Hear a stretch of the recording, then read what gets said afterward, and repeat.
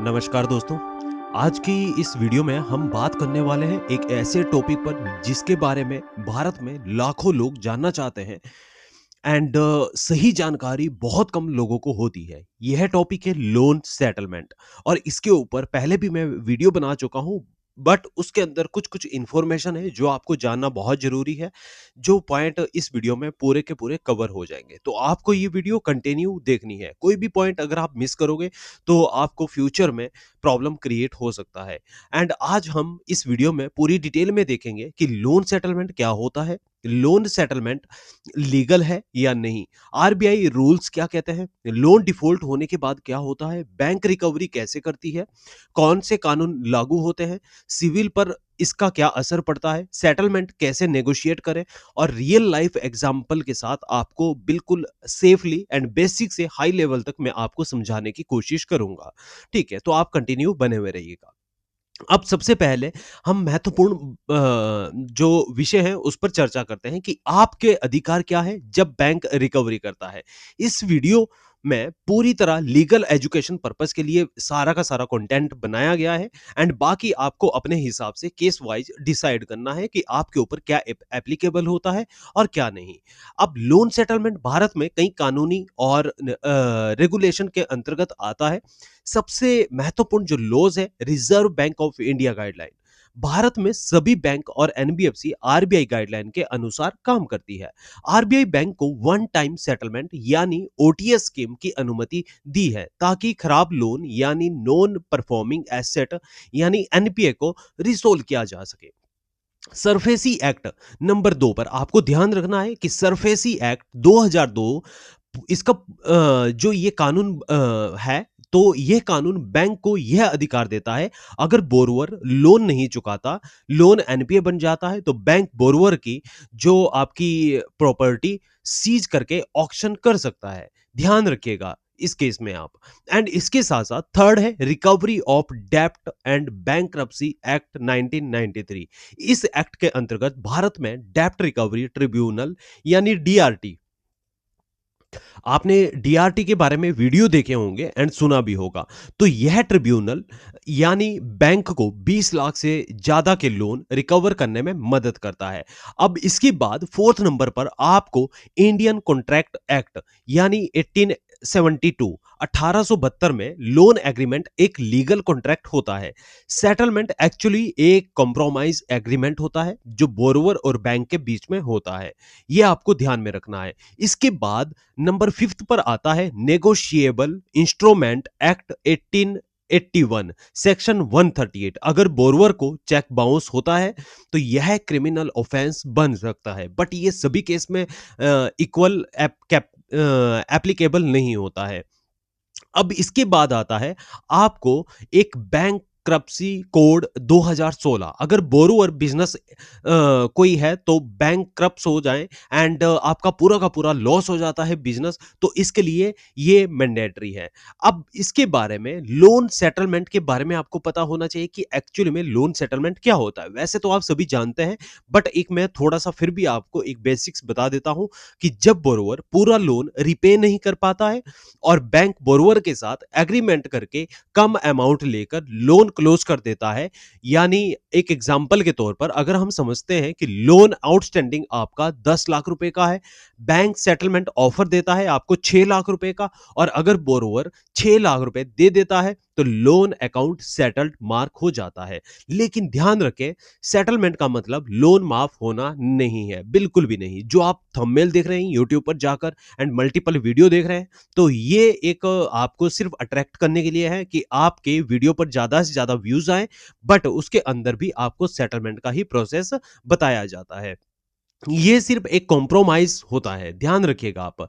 अब इसके बाद लोन सेटलमेंट आम तौर पर तब होता है जब बोरोवर ईएमआई पे नहीं कर पा रहा है, जॉब लॉस हो गया है, बिजनेस लॉस हो गया है, मेडिकल इमरजेंसी हो या फाइनेंशियल क्राइसिस हो और लोन अकाउंट एनपीए बन जाता है। बैंकिंग रूल्स के अनुसार अगर 90 दिन तक ईएमआई नहीं दी तो लोन अकाउंट एनपीए बन जाता है।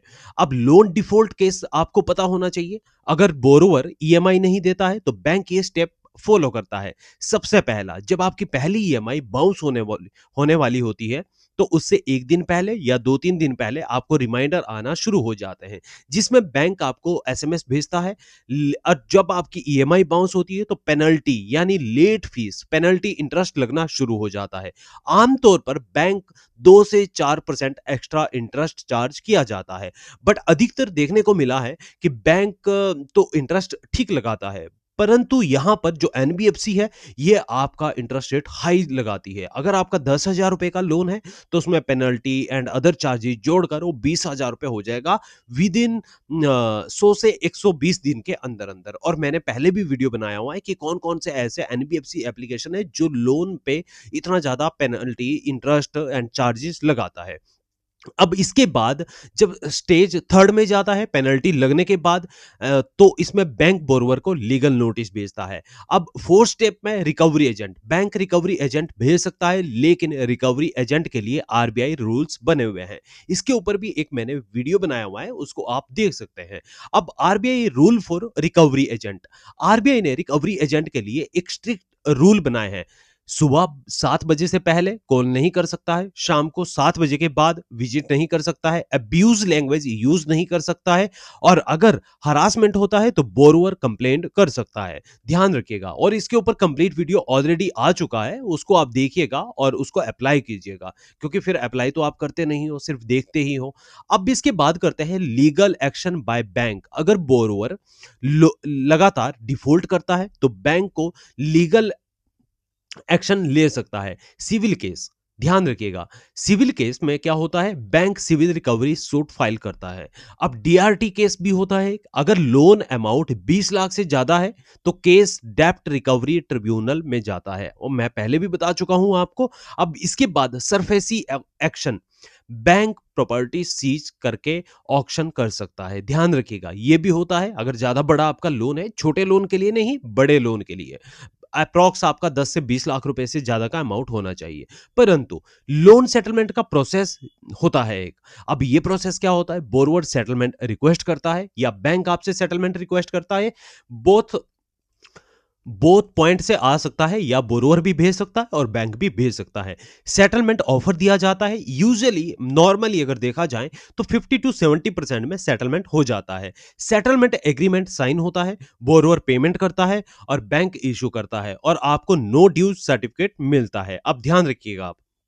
अब इंपैक्ट ऑन सिविल स्कोर, जब भी आप सेटलमेंट करते हैं तो उसके बाद इंपैक्ट पड़ता है। लोन सेटलमेंट का सबसे बड़ा जो इंपैक्ट पड़ता है सिविल स्कोर पर के ऊपर पड़ता है।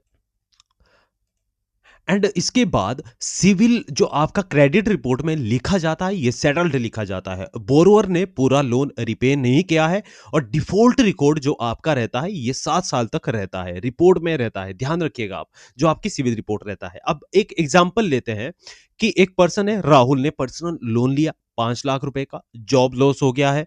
अब राहुल ईएमआई नहीं दे पा रहा है। टोटल आउटस्टैंडिंग कितना हो गया है, कुल मिलाकर पेनल्टी एंड अदर चार्जेस के साथ 6,20,000 रुपए। अब बैंक सेटलमेंट ऑफर करेगा 3,80,000 रुपए में। राहुल सेटलमेंट एक्सेप्ट करता है, लोन क्लोज हो सकता है, हो जाता है, लेकिन सिविल में मार्क होता है सेटल्ड। अब ध्यान रखिए।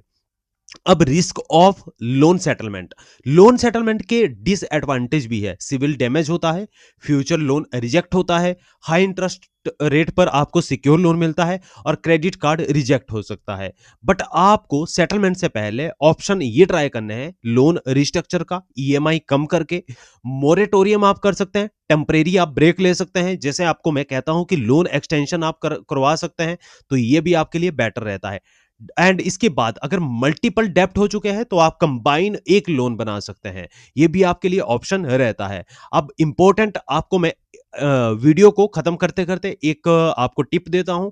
लोन सेटलमेंट करते समय रिटर्न एग्रीमेंट ले, नंबर 2 नो ड्यू सर्टिफिकेट ले, नंबर 3 बैंक ईमेल कंफर्मेशन ले, नंबर 4 सिविल रिपोर्ट चेक करें।